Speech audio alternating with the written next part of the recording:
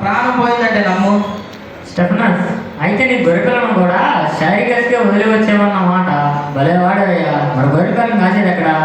మరి ఎట్లా చలికి తెస్తుంటే ఏంటి చెల?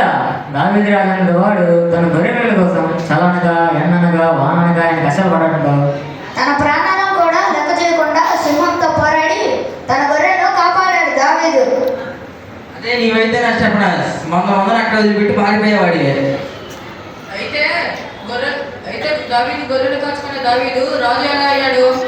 సౌలు కొలువులో ఉన్న అన్యులను చూడడానికి వెళ్ళాడు దావీదు. నేను స్టెఫనస్ వింటున్నావా? వింటున్నాను బాబాయ్.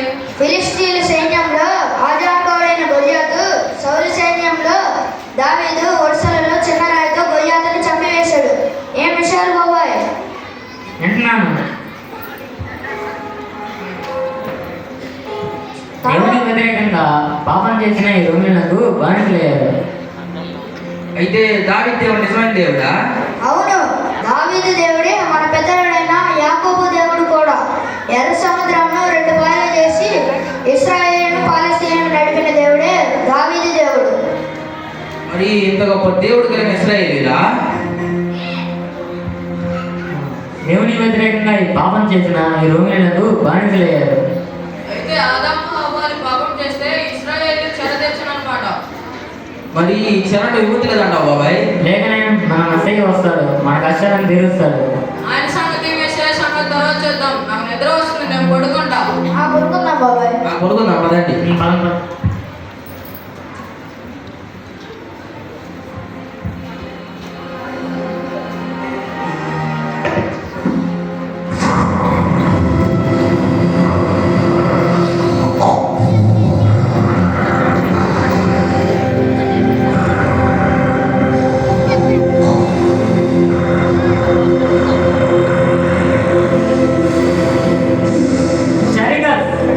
అక్కడ వెలుగుగా ఉంది చూడండి. అవును బాబాయ్, బాగా వెలుగుగా ఉంది. ఏంద్రా వెలుగుంది? బాగా వెలుగుగా ఉంది. గొల్లలారా భయపడుకుడి. ప్రజలందరూ కలుగుకోక మహా సంతోషకరమైన సువర్తమానము నేను మీకు తెలియజేయుచున్నాను. దావీదు పట్టణమందు నేడు రక్షకుడు మీ కొరకు పుట్టి ఉన్నాడు. ఆయన ప్రభు అయిన క్రీస్తు. దానికిదే మీ కానవారు. ఒక శిశువు పొత్తిగుడ్డలతో చుట్టబడి ఒక గంటలో పట్టుకొని ఉండడం మీరు చూశారు.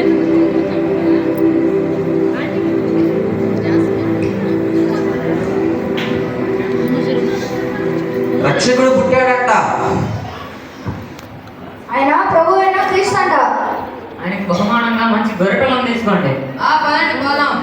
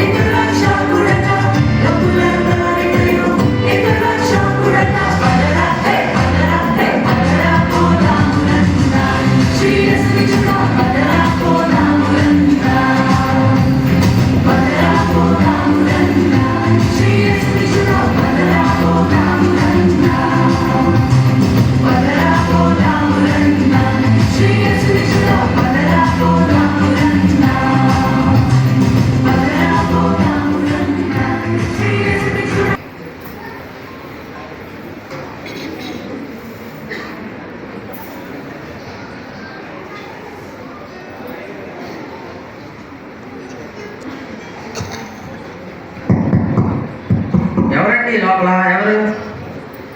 ఎవరు కావాలి మీకు? ఈ భాగాల్లో ఎవరైనా శిశువు పుట్టాడా? పుట్టాడు. ఆయన క్రీస్తు కదండి. క్రీస్తే. మరి మీరు? నేను ఉదయం పట్టణం నాకు సమీపంగా ఉన్న గొర్రెలు కావడం. మరి మీరెవరు? నా పేరు యోసేపు. నా భార్య మరియా. ఆమె క్రీస్తు తల్లి. మేము ఈ బాలుని చూడడానికి వచ్చాం. రండి, లోపలికి రండి.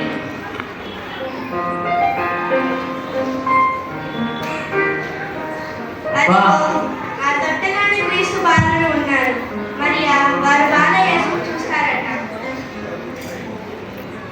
అబ్బా, ఎంత అందమైన బాలుడు. అవును, ఆ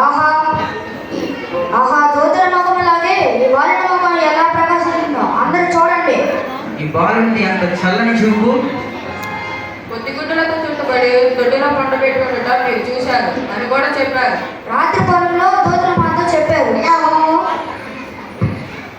అమ్మా నీవు ధన్యురాలు, నీ బిడ్డ లోకరక్షకుడు. ప్రభువైన యేసుక్రీస్తు బెత్లెహేములో పుట్టాడని మాకు అన్నారు. ఈ రక్షణ భాగ్యం కన్నులారా చూసిన మేము ధన్యులం. ఈ రక్షణ వార్త మా బంధుమిత్రులకు చెప్పవాలి అన్నాను. నేను మాకు సెలవు తెచ్చేయండి.